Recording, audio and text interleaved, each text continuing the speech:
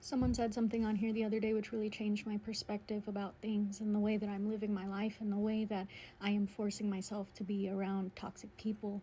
And that was creator V. Pereira. I don't know if you guys know her, I don't know if you follow her, but she said in regards to Thanksgiving the other day, if you have to be drunk, if you have to be high to be around these people, to go to the function, to be around your family, that you don't need to be there, especially as people who are recovering, people who have addictive tendencies and know that they shouldn't be doing these things just to be around people, right? She just happened to say exactly what I needed to hear at the right time, and it's something that, although you hear it from people all the time, it's one of those things that you need to hear it at the right time for it to click. And I didn't realize that I have been keeping myself small to stay where I'm at. And I just want you guys to know, I know I'm a random fucking stranger on the internet and I don't matter and you're never going to see me again, but I want you to know that sometimes, although it hurts and it really fucking sucks, that sometimes the family you're born into isn't a safe place for you to be. And sometimes found family is where your trust and your safety and your love flourishes. Okay?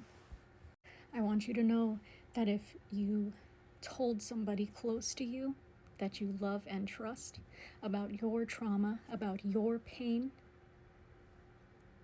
and they disregard it, they gaslight you, they make it about themselves, or they stay quiet, that is as much an answer as the one that you wanted to hear. And although it really, really sucks that people like that will disappoint you time and time again, you have to understand that not everyone is capable of the growth that you are chasing for yourself. Sometimes forgiveness means forgiving without the apology, because sometimes these people don't apologize, and sometimes even if they do, it's 20 years too late, right? Or it's hollow and it doesn't mean anything and it's just for the sake of getting you to shut up. So please, please, if you are living in a place or trying to be around people that make you feel small, that make you feel insignificant, that make you feel like you have to hide yourself, like you can't speak freely, like you can't express yourself, like you can't be your true authentic self every minute of every day, you should not be there. I'm going to share something with you. Sorry if it's a little rough, but my entire family has been dropping like flies for years, because I told them each what my dad did to me when I was little. Every single one of them. My grandma, my grandpa, my aunts, my uncles, anybody.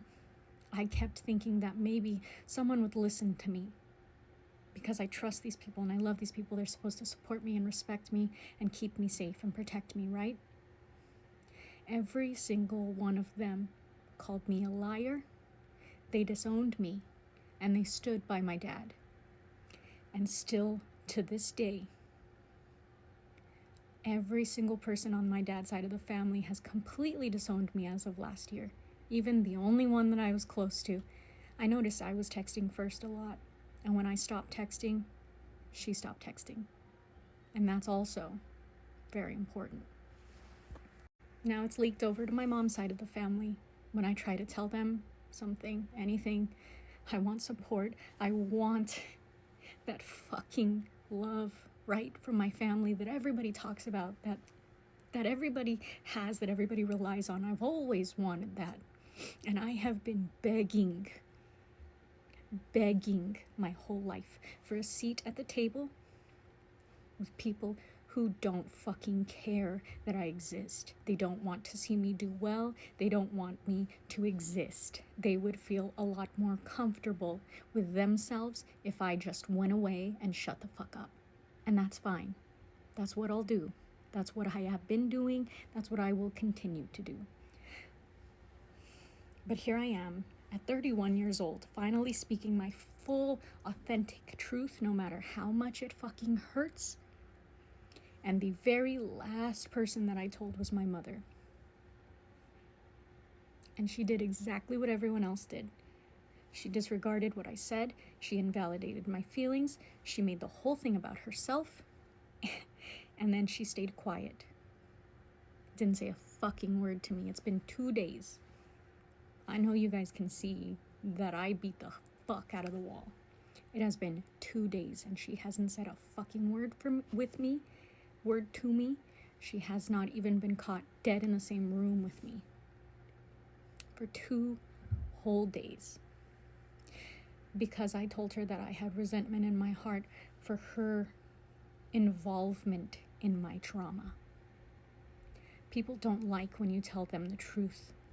People don't like when you tell them that they hurt you, because everybody wants to believe that they're good and what they're doing is right, and that they got away from that and it doesn't matter anymore, right? As long as it's in the past, it doesn't matter anymore. What are you still holding on to it for? Why are you still complaining about it, right? Yeah. So just understand, if you're going through something similar, because I recorded a message like this and it got deleted. As soon as I went to post it, it deleted itself.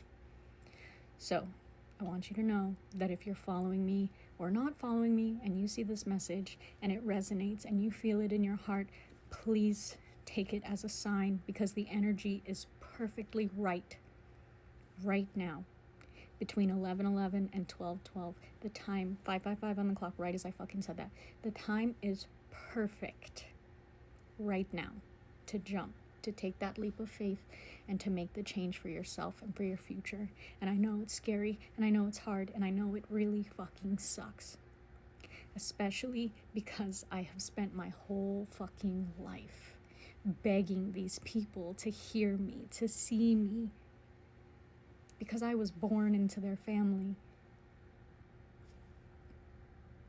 I don't know if you guys can see that the camera is like going nuts right now. That's wild. Nothing's shaking, nothing's moving. Anyways, Christmas is coming up. Holidays don't mean dick all to me, but I told my mom I wasn't going to Thanksgiving. I walked up to her and I said, I'm not going. And she said, why? And I said, because I'm an adult and I have a choice. I'm done staying small for these people. I'm getting the fuck out of here.